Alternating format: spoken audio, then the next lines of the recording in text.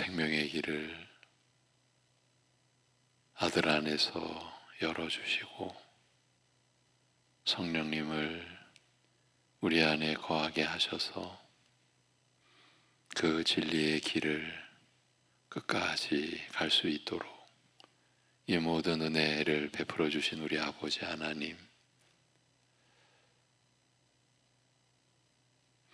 주님 앞으로 날이 갈수록 더 가까이 가는 우리에게 또 한편으로는 그러기에 우리의 어두움과 죄됨이 어떠한지 그 실상을 열어주시고, 그러기에 하나님 앞으로 가까이 갈수록 더 낮아질 수밖에 없으며 더 주님만을 의뢰할 수밖에 없는 그러한 우리의 처지를 오늘도 헛되게 여기지 아니하고 다른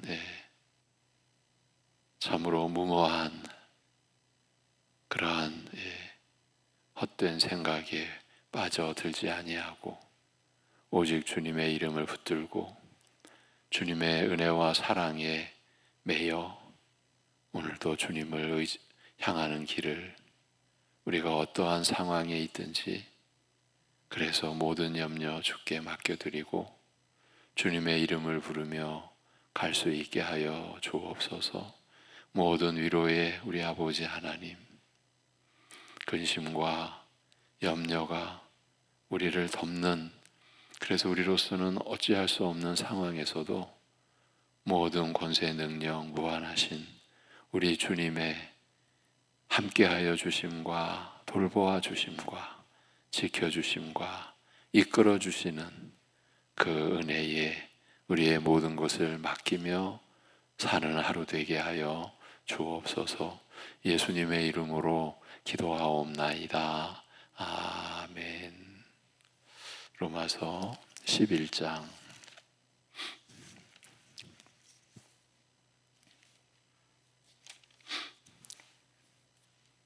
로마서 11장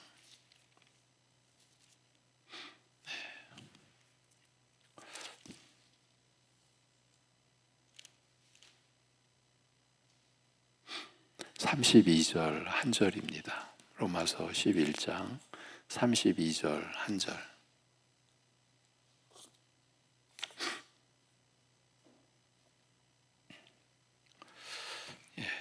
로마서 11장 32절 한 절입니다. 같이 읽습니다. 하나님이 모든 사람을 순종하지 아니하는 가운데 가두어 두심은 모든 사람에게 긍휼을 베풀려 하심이로다. 아멘.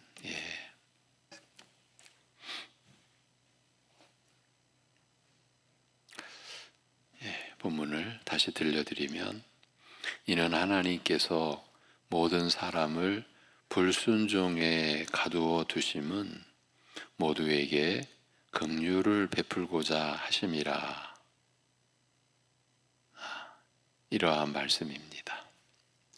예수님께서 세상에 계실 때부터 이스라엘, 특히 그 지도층은 예수님께서 전하시는 복음을 극렬 반대하고 거부하였습니다. 극렬하게 거부했습니다. 예수님께서 저희 손에 죽임 당하시고 부활 승천하신 다음에도 사정은 근본적으로 달라지지 않았습니다. 오순절 성령 강림 이후 잠깐 복음의 강력한 역사가 온 예루살렘을 뒤흔들어 놓았습니다만 곧바로 스데반의 순교와 더불어 복음에 대한 유대인들의 극렬한 반감과 교회에 대한 혹독한 핍박이 시작되자 예루살렘 교회는 풍비박산하여 사도들을 제외한 모든 신자들이 예루살렘을 떠나게 되었습니다. 이들이 사방으로 흩어지면서 유다의 모든 지역과 믿음의 정통성을 두고 유대인과 갈등을 빚던 그 사마리아 지역에 상종도 하지 않는다고 그랬죠. 사마리아인들하고는.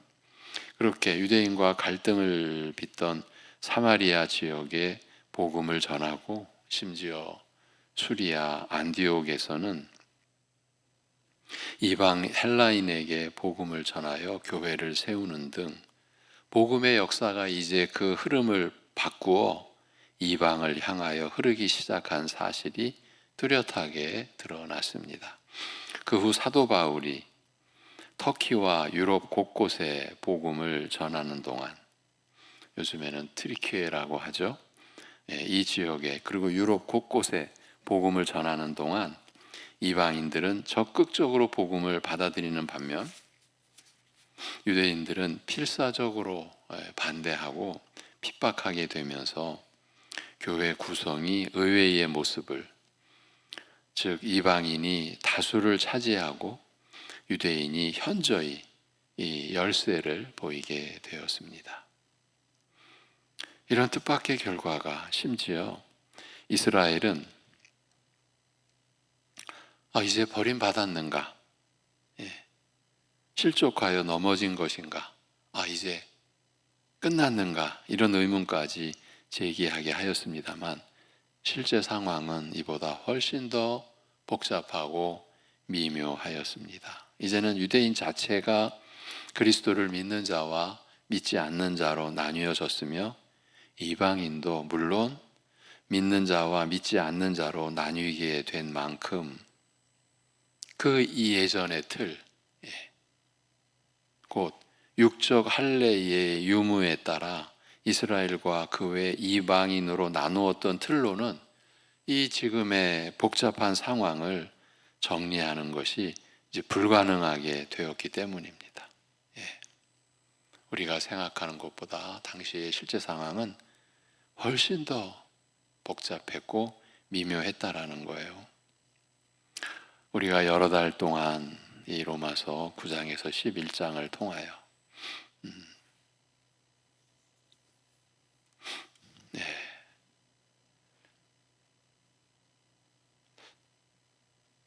이렇게 새벽에 나뉘은 그 횟수를 보면은 70회가 넘었습니다. 그러니까 여러 달 동안 이 로마서 9장에서 11장을 통하여 이 문제에 대해 깊이 가르치는 이 내용, 이 말씀을 살펴보았습니다만 언뜻 신자의 통상적인 삶과는 동떨어진 이런 내용들이 우리의 삶과는 별 상관없는, 우리의 삶과는 동떨어진 그저 이론적이고 번잡한 내용인 듯하여 소위 이 소수의 전문가들이라면 모르겠으나 우리 일반 이 평범한 신자들로서는 굳이 관심을 가질 만한 내용이라고 생각하기 어려웠습니다.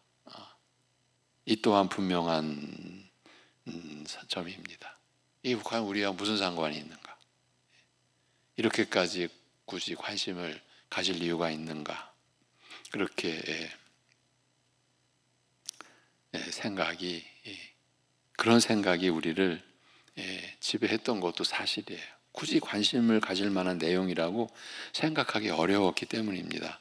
그러나 사실은 로마서의 이런 가르침은 현실과 동떨어진 우리 일반 신앙생활과 전혀 상관없는 현실과 동떨어진 그런 문제를 다루는 그저 신학적 이론이 아니라 그래서 전문가들이 논할 수 있는 그저 신학적인 그런 내용이 아니라 당시 교회가 눈앞에 닥친 현실로서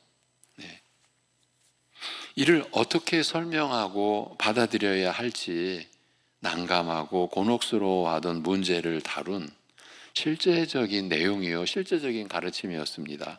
출생과 할례에 의해 자동적으로 이스라엘과 이방으로 구별되었던 예전의 틀에서는 이 문제가 단순하였으나, 죄송합니다.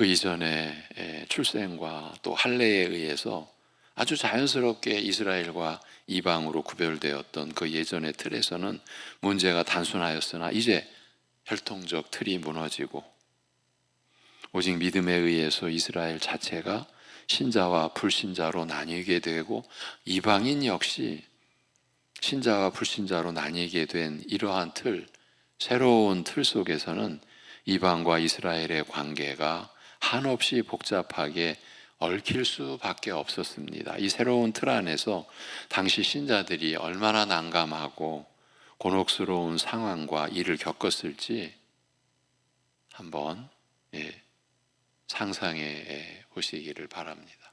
얼마나 난감했을까요? 먼저 유대인으로서 복음을 받아들인 신자의 경우 동족 이스라엘 중에서 믿지 않는 자들을 어떻게 대해야 할지, 아예 하나님과 상관없는 불신자로 대해야 할지, 아니면 여전히 하나님의 택한 이스라엘에 속한 형제로 여겨야 할지, 그렇다면 그리스도와 그의 복음을 거부하는 저희의 불신앙은 어떻게 받아들여야 할지 매우 난감하였을 것입니다. 또한 본래 약속과 상관없던 이방인 중에서 일부가 복음을 받아들여 유대인 신자와 함께 그리스도에게 이제 속하게 되었으니 이런 이방인 신자를 예전처럼 이방인으로 대해야 하는지 아니면 유대인 신자와 똑같이 대해야 하는지 판단하기가 참 곤혹스러웠을 것입니다.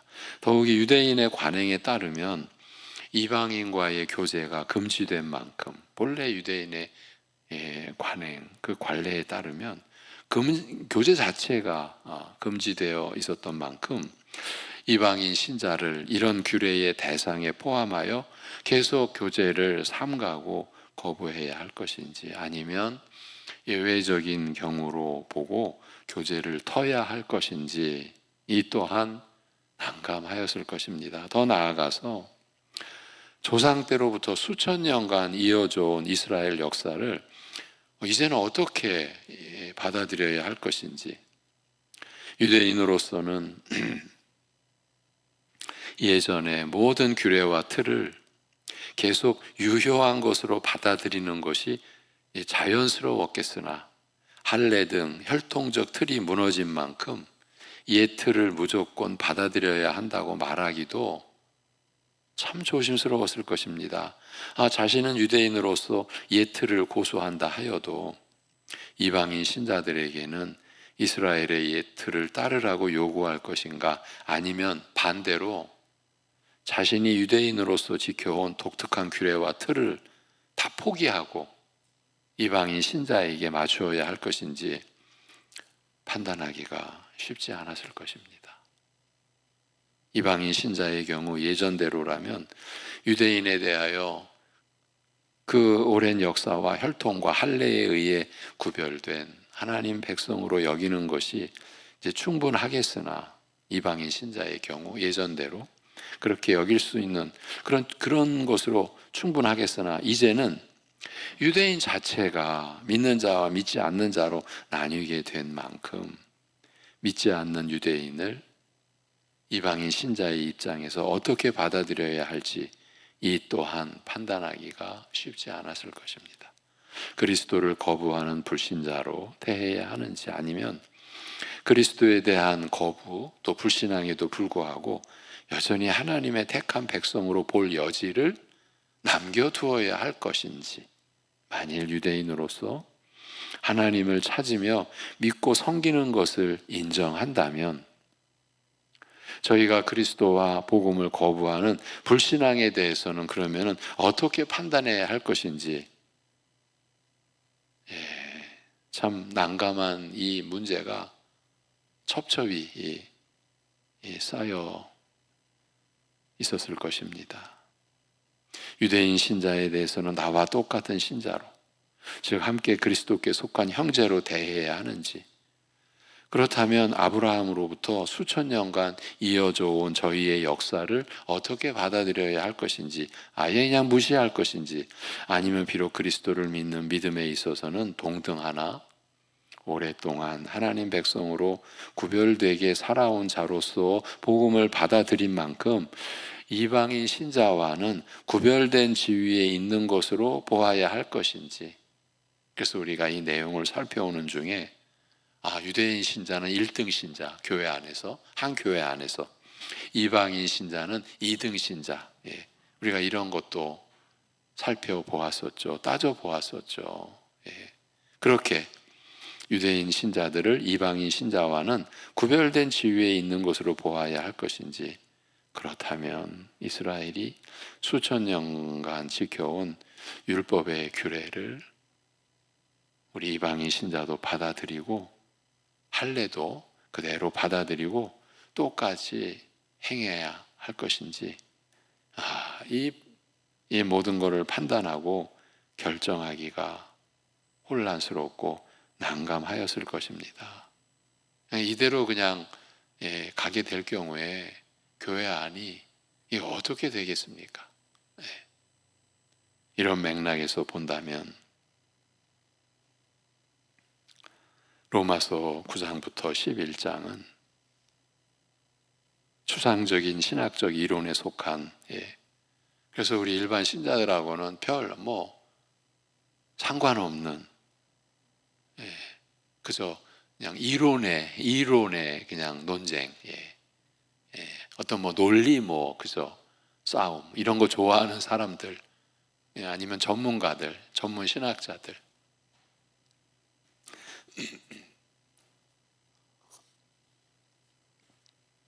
그런 사람들에게만 필요한 그저 추상적인 신학적 이론에 속한 그런 논의라기보다는 당시 교회가 당면하였던 실제적이고 절실한 현실 문제를 다루는 내용이며, 방금 예로 든 몇 가지 질문과 의문 외에 수없이 제기될 유사한 질문과 의문에 대한 대답을 어디서 어떻게 찾아야 할지, 그 기본 틀과 토대를 제공하는 내용이라고 할 수 있습니다. 여러분, 우리도 조금은 느끼지만 이제 우리 교회, 이 시대의 교회가 처한 상황, 조금만 이런 도심지를 벗어난 어떤 이제 곳에서는 지금 이제 이 교회 학교에 우리 이제 아이들보다 다민족, 여러 민족의 아이들이 더 많은 거예요. 물론 규모 자체도 이전보다는 적어졌는데 그 적어진 가운데 학교 교실도 그렇다는 얘기가 들리는 곳도 있어요. 교실 안에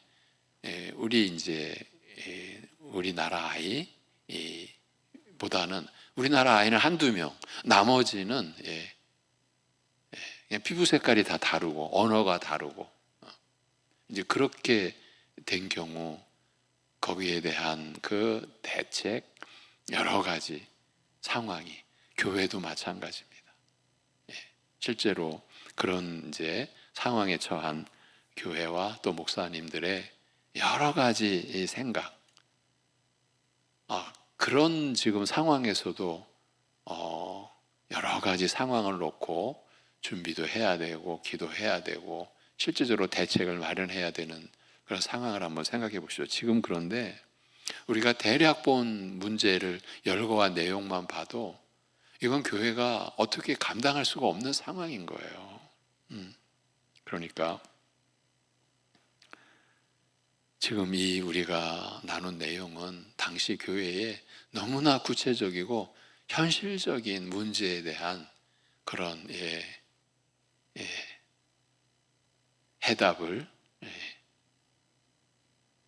물론 주님의 은혜 안에서 주님의 뜻으로 제시한, 어떻게 그 대답을 어디서 찾아야 할지 그 기본 틀과 토대를 제공하는 내용이었습니다.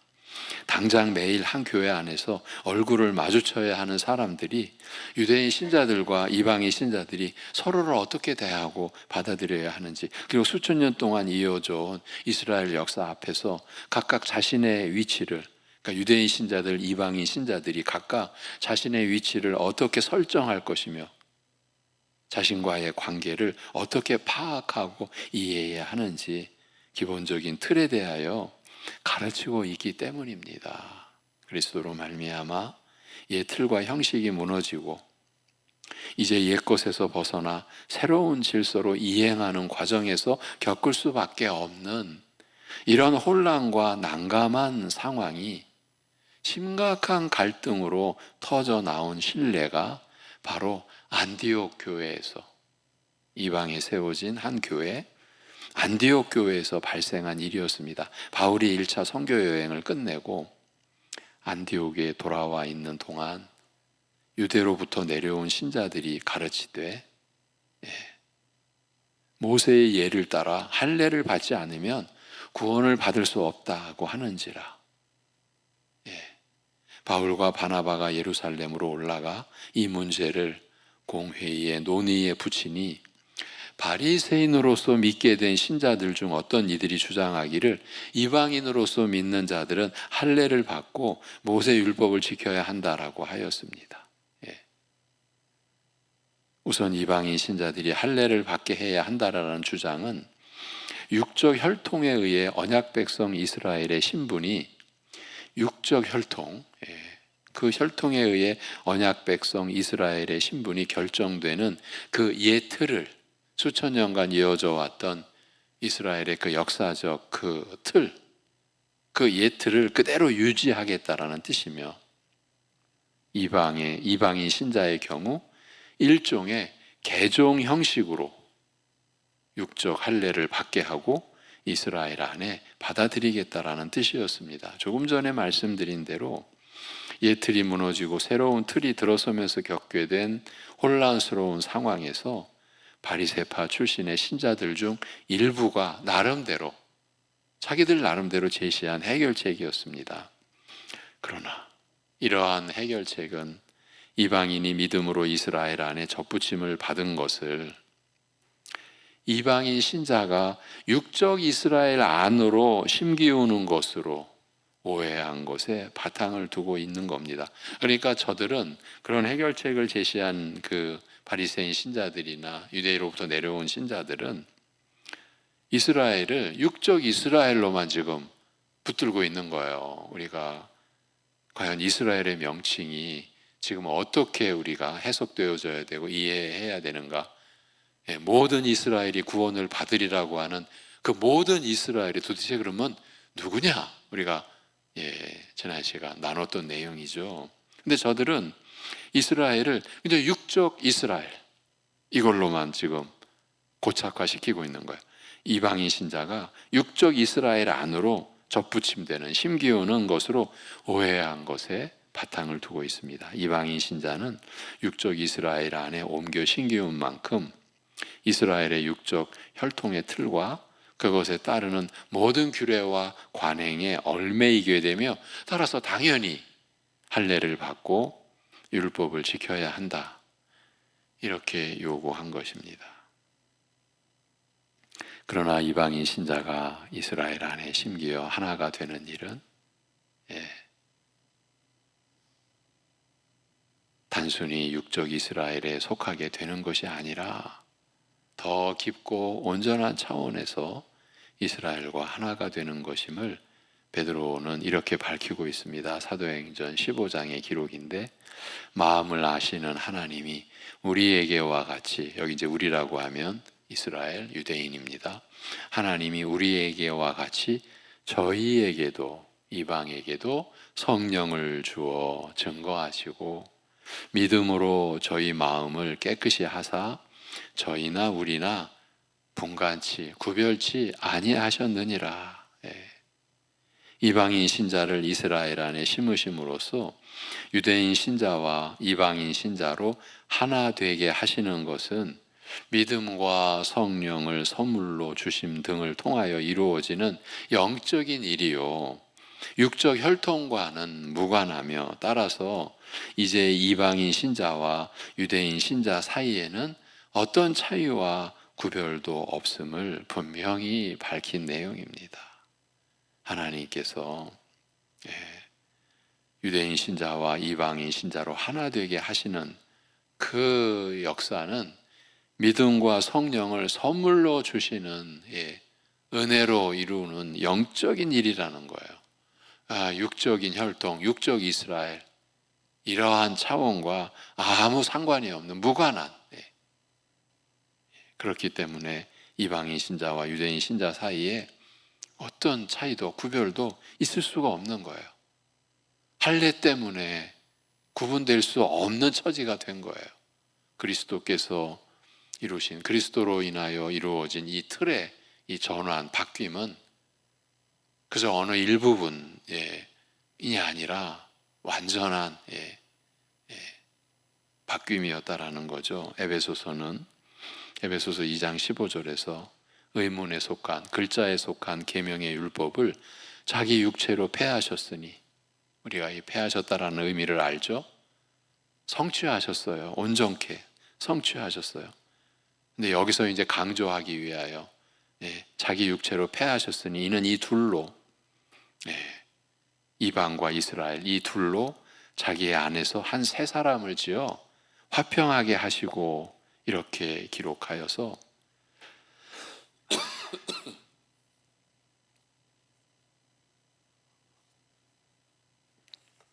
그리스도로 말미암아 이제 이미 육적 혈통의 틀은 무너지고, 유대인 신자와 이방인 신자는 그리스도 안에서 하나가 되어 둘이 하나의 새 사람으로 지어져 가고 있음을, 이로써 이스라엘은 육적 혈통의 틀에서 벗어나서 이제 그것을 넘어서게 된 존재임을 알리고 있습니다. 여러분, 지금 이 내용이 역사 속에서 갖는 의미는 중대한 내용인 것이죠. 우리 주 예수 그리스도께서 오심으로써 이루어진 새 언약의 그 역사의 틀이자 근본이자 본질의 내용이 담겨 있는 거죠. 그리스도로 말미암아 육적 혈통의 틀이 무너졌다.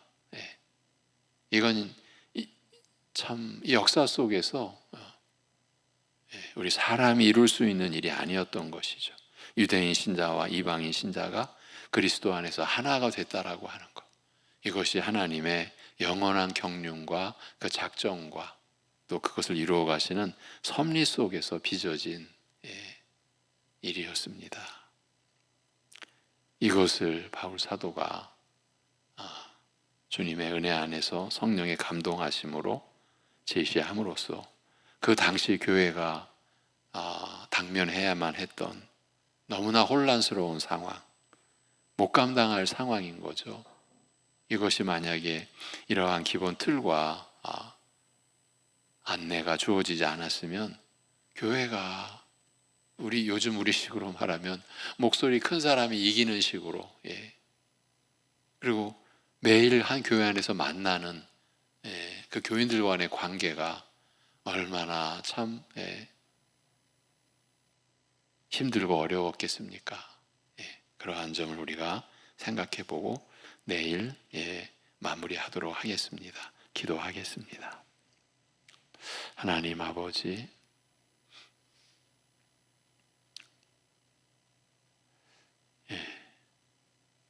우리 주 예수 그리스도 안에서 하나님께서 모든 것을 통일되게 하려 하신다라는 말씀에 그 깊고 풍성한 내용을 이스라엘과 이방의 관계, 그 이스라엘과 이방을 그리스도 안에서 하나가 되게 하시는 하나님의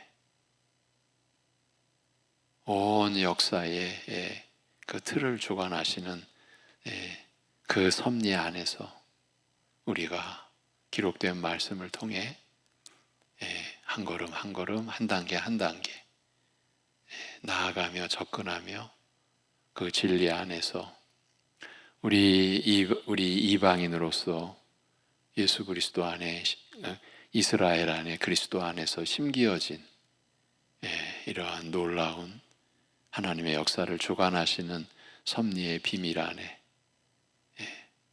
우리가 있음을 확인하고, 그로 인하여 우리의 믿음의 뿌리와 근원과 그 토대에 대하여 새롭게 그리고 더 견고하게 인식할 수 있는 은혜 내려주심을, 우리의 믿음의 연원과 그 연유와 우리 믿음이 가지는 그 뿌리의 깊이와 그 토대를 우리가 조금이나마 실제로 이해하고, 우리가 받은 은혜의 그 크기에 대하여, 그 사랑의 규모에 대하여 조금 더 느낄 수 있는 그러한 계기를, 그러한 은혜를 우리에게 내려주셔서 감사드립니다. 아버지 하나님, 현 교회 안에서도 여러 가지 이유와 원인으로 인하여 교회가 하나 되지 못하고 나뉘고, 한 교회 안에서조차도 크고 작은 일들로 인하여 성령의 하나 되게 하신 것을 지켜내지 못하는 우리의 우매함과 또 연약함과 무지함과 완악하기까지 하는 그러한 우리를 참으로 긍휼히 여겨주셔서 주님께서 그리스도 안에서 한 몸을 이룬 교회의 교회됨을 우리가 진리 안에서 은혜로 인하여 이루어가며 성령의 하나 되게 하심을 진정 지켜갈 수 있는 교회들로, 또 우리 교회로 세워져 가는 은혜를 허락하시고 그 은혜를 내려 주시옵소서. 아버지 하나님, 사랑하는 성도들, 또 가정마다 오늘 당면한, 오늘 맞닥뜨린 여러 가지 상황 속에서 때로는 우리를 너무나 낙심케 하고 절망케 하는 그러한 상황이 있는 경우에라도 결코 주님이 우리에게 멀리 계시기 때문에 일어난 일이 아니라 여전히 주님이 우리와 함께 계시며, 그러기에 우리가 겪어야 할 그 일들 가운데 하나님의 깊은 뜻이 있음을 우리가 믿음으로 주님을 신뢰하고, 그래서 어려운 일일수록 더 깨어있는 믿음으로 주님께 모든 걸 내어 맡기고 피할 길을 반드시 열어주시마 약속하신, 감당치 못할 시험 허락지 아니하시리라 말씀하신 대로 주님만을 의지하고 주님의 주시는 힘과 지혜로 감당해가는 오늘 하루를 살아갈 수 있게 인도하여 주시옵소서. 주 예수 그리스도의 이름으로 기도하옵나이다. 아멘.